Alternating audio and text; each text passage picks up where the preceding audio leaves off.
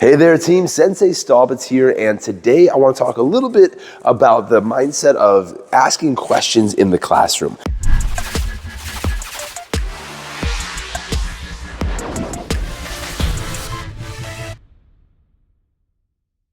I have heard it said before that we are not supposed to ask questions in a karate class, and I don't think that is the right mindset at all. I think you should definitely ask questions in a karate class, but I believe this mindset came from people asking the wrong sorts of questions. In a school where you're supposed to learn, the kids that do the best are the ones who raise their hands and ask questions because they have the best understanding of the techniques or the skills or the material that's being taught. Now, if we bring this over to a karate classroom, it should be the same thing. The kids that are raising their hands get the best answers, understand it best, and therefore are the best in the karate class. And it's the same with adults too. If you're an adult who does martial arts, you should be asking questions. The reason a lot of schools will say you don't question the master, you don't question the sensei, is probably because of disruptive questions. Once in a while, when we're in the midst of learning, we'll find ourselves wanting to ask a question like, yeah, but what if this happens? And that kind of question where we're taking away from the lesson plan and diving into something totally different is a disruptive question. This is where teachers get frustrated. This is where students are really focusing on themselves and not the whole group. And this is where you start getting people saying, okay, no questions in the class. Do not question the master. As martial artists, I think you should always have a mindset of inquiry. And it could be, what if I do this? Could I do it this way? Why do we do it this way? These are great questions. Why and could I? If you're asking that sort of question, you should get a positive response from an instructor, or at least a good instructor who wants to see you grow. They should be able to answer those questions, or at least tell you like, you know what, I haven't seen it that way. Let me try it out and find out. Or you know what, let's play with it together. Let's see what happens. This sort of instruction allows for natural growth. On the other side, for students, if you are being disruptive, if your question is away from the lesson plan, then it should be up to the teacher to tell you, hey, you know what, let's do a private lesson for that. Or hey, you know what, let's talk about that after class, rather than having to stop the class to address it there. On the instructor side, you gotta know how to deal with questions. If you're an instructor and you do not know how to handle questions about your martial arts system, then you're not prepared to be a great teacher. You've gotta be able to have a quick response. I do it this way because, I don't do it that way because, or I haven't seen that way. That's a fine thing to say. One of my go-to answers to people is, yeah, you could do it that way, but I'm gonna test you on this way.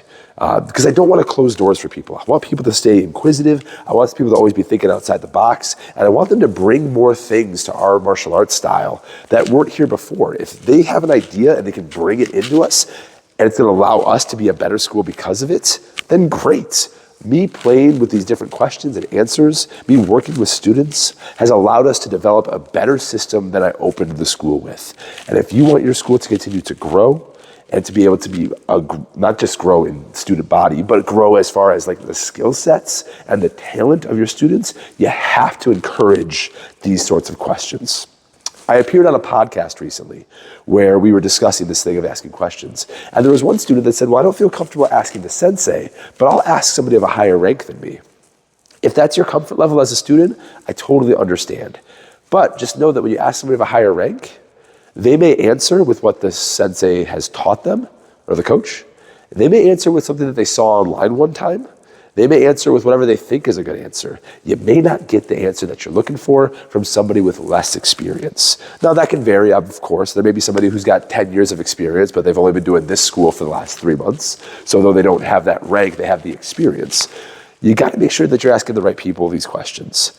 And it's also up to an instructor or a higher level belt student to be able to explain what they're feeling and why in a brief amount of time. If it takes a 20-minute dissertation to describe why they like one way or don't like another way, then they're not that confident in the skill set.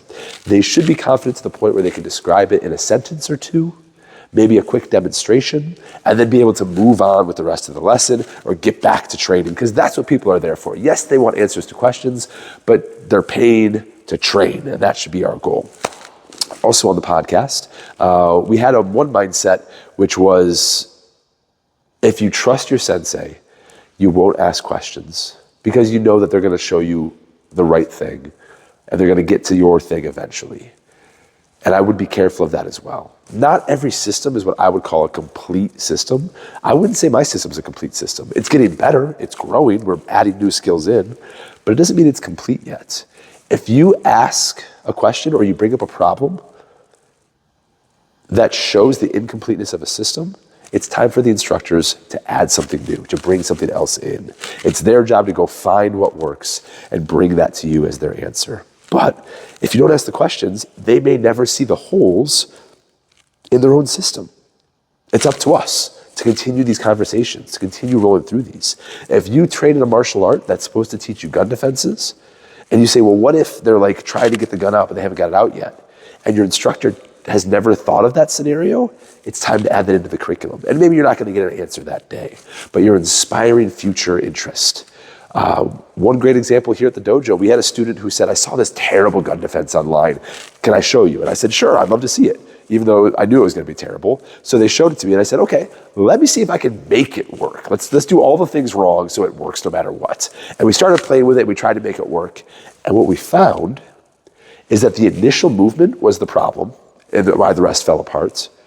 But the initial movement was similar to the one that we were teaching, which was a big red flag. So we did some research, we went in and we changed our whole gun defense based on this question about something totally different. Now the student, being very thoughtful of the class, didn't ask it in the middle of class. They said outside of class, it was a little bit after class, they said, hey, I saw this funny thing online, it doesn't work, do you want to check it out? And I said, sure. Staying inquisitive, keeping the learner's mindset, as we say in the martial arts, the empty cup, is what's gonna allow you to grow. To be able to play around with something that's fun and silly may open your eyes and create perspective on things that you thought were the right thing. And you may find out were not. I think you should always ask questions because it benefits you, and it benefits the school, and it benefits the instructors. That being said, you don't want to be too disruptive. If you've got other thoughts on this, leave some comments below. Let me know what you think.